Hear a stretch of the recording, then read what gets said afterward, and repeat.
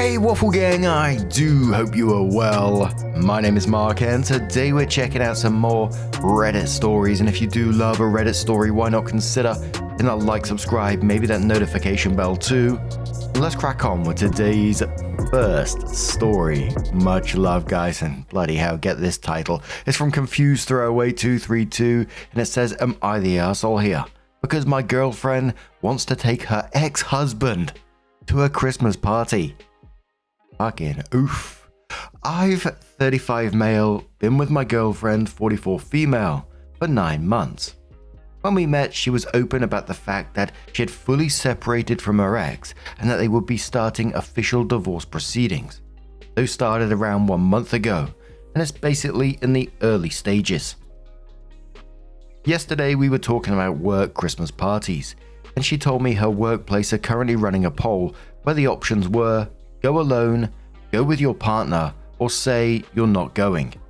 When I asked what she was thinking of doing, she said she needed to talk to her ex-husband about it because she was going to take him if that option won, because she didn't want to go and sit alone while everyone else was there with their spouses. Obviously, I reacted pretty badly to this. She said she couldn't bring me because nobody there knew about me/us. She had started a job about 3 months before we met, and everyone there was basically under the impression that she was still married, as that's how things had been when she joined. And she didn't like lots of people knowing her business, separating, divorce, etc. So she just went along with it. She said that bringing me would therefore be weird, and she temporarily wanted everything to still look normal by bringing him. I questioned why she would need to go and pretend to essentially strangers. She could easily just go on her own instead. And she told me I didn't understand how difficult it was for her. She told me I was making it all about me by asking to be prioritized. In my eyes, it was just a consideration. That I was acting irrational and being jealous, and that she didn't have to run any of her decisions by me. She then started crying, hung up on me, and texted me to say she wanted space for a few hours. But she hasn't been in touch since, and that was 24 hours ago. I haven't reached out because I feel I haven't done anything wrong. I feel really horrible about her wanting to take him along so easily because it feels like she has not considered my feelings about it. We didn't have a conversation about it. She just told me.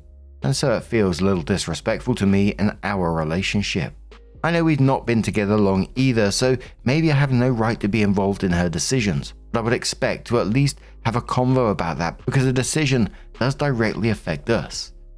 I also don't understand why she needs to go and pretend to people she doesn't really know, and why she shouldn't have just been able to take that opportunity to explain.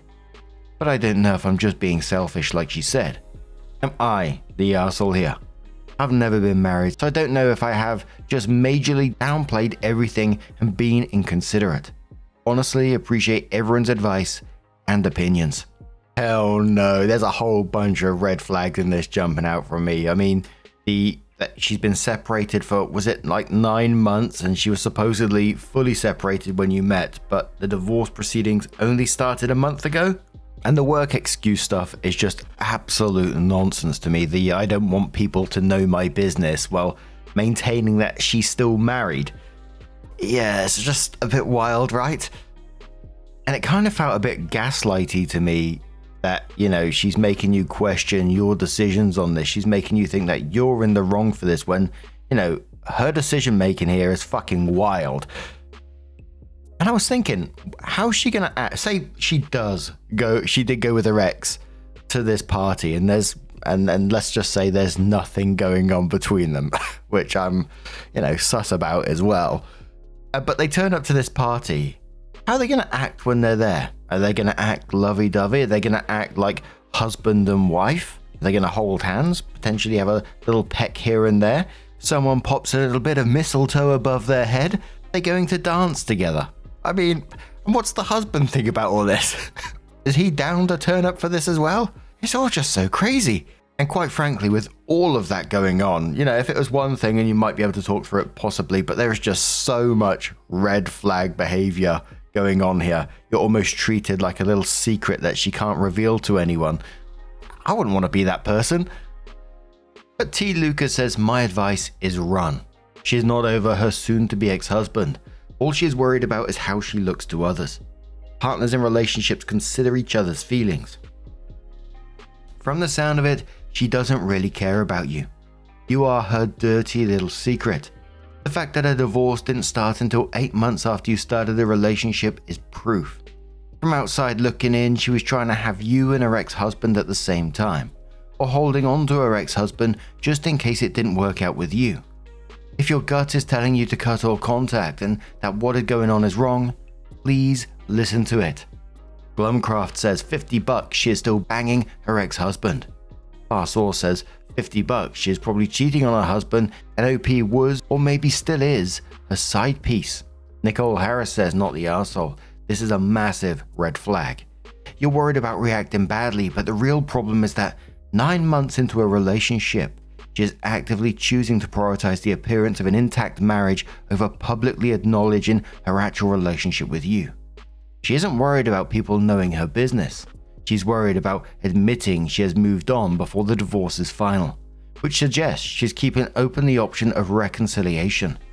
The excuse that it'd be weird to bring you but normal to bring the man she is divorcing is absurd and deeply disrespectful to you. Demand honesty and transparency, or walk away because right now you are her secret and the ex is her preferred public face. Opie says I've read this over and over again because it articulates and validates so much of my thinking. That whole thing about actively prioritizing an appearance of an intact marriage is what felt so ironic and also uncomfortable when she told me I was being selfish for demanding, which I wasn't, to be prioritized. Thank you for this comment. Capital says, if she only just started this job, how do her co-workers know her husband so she feels the need to bring him? Something is not adding up. Square Society says she started the job 3 months before they met and they've been dating 9 months. So he's had this job at least a year. Lol, I skimmed the story too at first and read it as she just started the job 3 months ago. Capital Thought says thanks, but it still means there is less than 3 months between her separating from her husband. Apparently the co-workers got to know him, to her boyfriend, and then did not mention this at work for 9 months. And if she really was separating, she probably soon needs to talk to HR about it anyway. Why does she feel the need to play this charade? It does not really make sense. Opie says, glad you brought this up because to be honest, I can't answer this either now I think about it. From what she told me, the relationship had been dead a good year before they separated. She started the job in October and they had separated before we began in January. So I guess maybe she talked about him in the crossover. Edited for clarity as I got confused with when she moved into her own place, which was March. So OP did come in with an update and says, firstly, I want to thank everyone for their responses. I never expected to get so many, and I read all of them. Yeah, even the painful ones. There were some great pieces of advice, perspective and wisdom, so I really appreciate everyone's comments. Second, there was a lot of repeating questions that I didn't answer in the post because it all moved way too quick. So I wanted to answer those now in case these commenters were still wondering.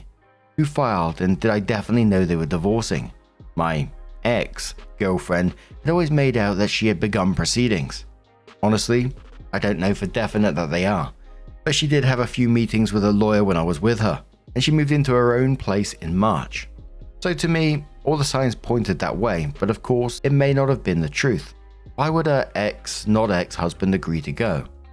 This is a solid question, and if I'm honest from what she told me about him, I genuinely don't think he would have.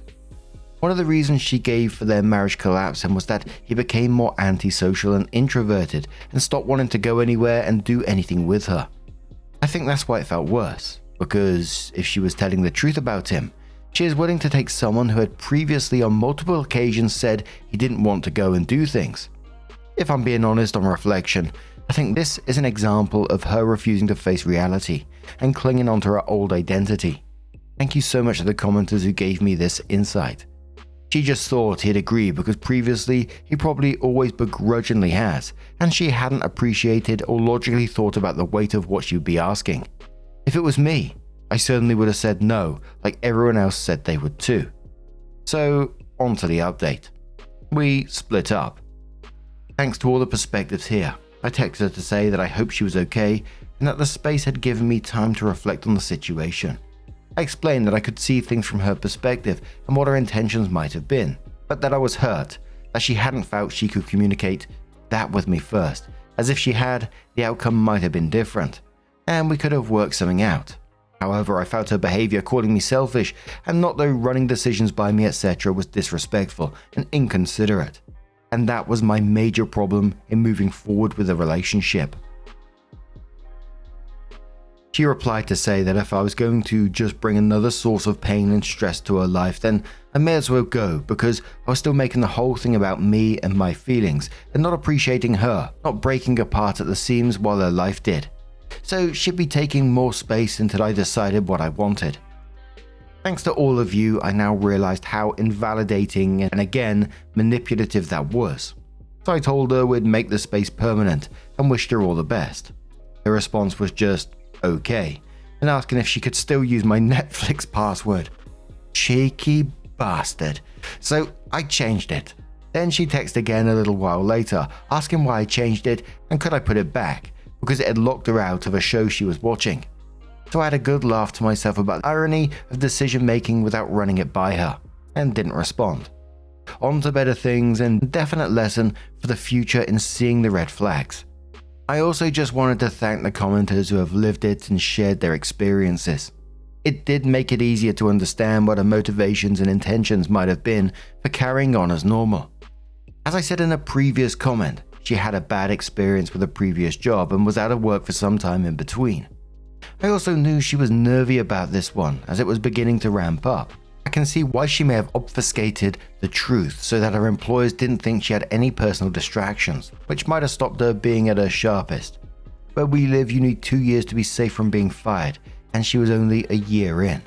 I can totally get why someone suddenly on their own with individual finances plus lawyer fees and divorce settlement, if true, fees would not want to risk their income suddenly being shut off or being back out of work for a long period.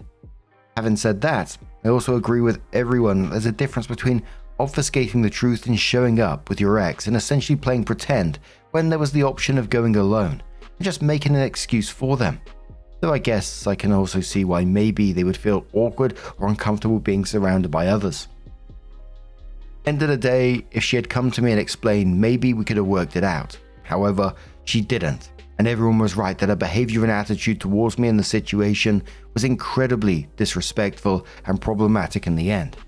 Once again, a massive thanks to this community. I mean, it just confirmed it was the right thing to do as soon as she started asking for that Netflix password after you split up. I mean, you've just fucking split up and she's telling, can I still watch my shows on your Netflix? I mean, what the hell? But Undead says, honestly, really glad to see you split. Like there was just no good answer for what she was doing, and her reaction to you made it very clear that she had no business being in a relationship right now. She wants a roll of duct tape to hold her together, not a partner. Peddler Dress says couldn't agree more. Recognizing when a situation isn't healthy is key. Stunning says the audacity of her to ask for your Netflix password had me scoffing. You really dodged a bullet. She was still insisting that you were jealous, immature and selfish. No wonder her marriage didn't last. I bet everything that her ex was the one to ask for separation and later on divorce. Just from how she described him and the way she goes along with what she wants leads me to believe that she pushed for him to do things he didn't want to do, just to keep up images. Foxy says she was in the middle of a huge life change, feeling deeply vulnerable and struggling to communicate, even to herself, what her needs, feelings and priorities were.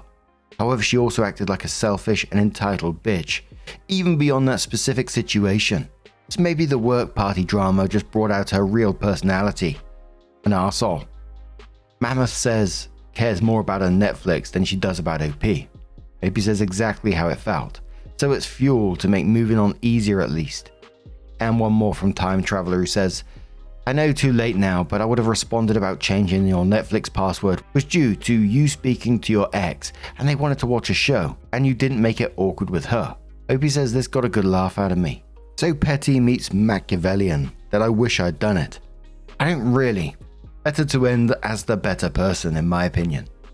But now, I'm going to turn this one to you guys. I can't get over the Netflix password after that. Let us know your thoughts down in the comments below. And let's move on to another story. Now our next story comes from Tricky Valuable 5751, and it says, "Am I the arsehole here for refusing to let my in-laws name our baby?" Absolutely not. We should end that story right there, but we'll go into it. We'll go into it, of course. My wife and I got married 6 years ago, and while I was initially against having kids, she convinced me, and we did. Her family was never really thrilled about me marrying her. They expected her to marry this family friend of hers, and they also did not like I was Middle Eastern instead of Italian like them, and that I was a Democrat. I did everything I could to try and please them. I literally converted Catholicism from Orthodox, but it wasn't enough apparently, because they still stirred shit up during the engagement and wedding planning. Anyways, fast forward now, and they're kinda tolerating me, aside from some offhand comments about our house and not having kids. Whatever. So, we announced my wife's pregnancy last month, and they've been sending us Italian baby names since, despite the fact that we have told them we're going for a name that both of us like, not just them. Last Sunday we invited them over for dinner, just her parents and cousin from out of town, and they make some rather racist remarks when we told them the names we were thinking of, and started getting upset that some of their favorite names wouldn't be passed down. No family members with these names, by the way, and that instead their grandchildren wouldn't have strong Italian names and would have some foreign nonsense. We cut contact for the last few days. So am I the arsehole for wanting to name my children? In some ways, I know the question is about the baby name, which is, not the arsehole at all. It's yours and your wife's baby. You get to name the baby whatever you like, and that's the end of it. But I have to ask, you spent 6 years bending over backwards for these people who seem to have never accepted you. It sounds like you changed religions to try and win them over, and they're still coming in with, it sounds like, racist remarks in your own home. That's not an in-law problem. That's very much a them problem. There isn't much information about how your wife feels about all this and the way that you're being treated in your own house by these people. But I would certainly be talking to her about cutting these people out. No one deserves to be treated like this by anyone. And I certainly wouldn't be inviting them over for dinner around your house either. They show you no respect. Why do they deserve respect back? Cheeky bloody bastards. I think it's time to prioritize your actual family. You, your wife, your kid, because they've shown you exactly who they are. And it doesn't sound like they're going to change anytime soon. That attitude doesn't change overnight like that. But Elegant says, not the arsehole. You married their daughter, not enlisted in the Italian naming army. Lomo says, put them on an info diet. They find out the name after it goes on the birth certificate. Opie says, great idea. Pitiful says, not the arsehole. I will never understand where some families get the entitled attitude that they should have more say on the name of a couple's baby than them. As long as you all agree on that little nugget's name, little nugget, don't worry about what anyone else thinks. But I hope your wife is putting up some boundaries with them. Congrats. Opie says yes, she is. She was the one who made the decision to temporarily cut contact. Thanks. We're thinking of using my late grandfather's name, as it was misspelled during immigration, which gave it a more feminine ending. For those wondering, yes, my wife is backing me up on this. She was actually the one that suggested we cut contact for a few days. The reason I think I may be the arsehole is because they're still my wife's parents, and I felt that maybe they should at least have some say in the name until Saturday. Anna Lou says, let me guess, you're in the US. They are whatever generation Italian and don't even speak the language. Not the arsehole. Curious and Golden says, I love how Middle Eastern names are foreign, but not Italian ones. Opie says true. 3rd gen Italians. So Opie did come in with the update and said, so since I last posted, a lot has happened. Last night, me and my wife read through most of the comments and decided that she'd call her parents and stand her ground. So during the call with her mum, the truth came out. From the moment they met me when we were both in high school, her family thought I was, drumroll please, gay.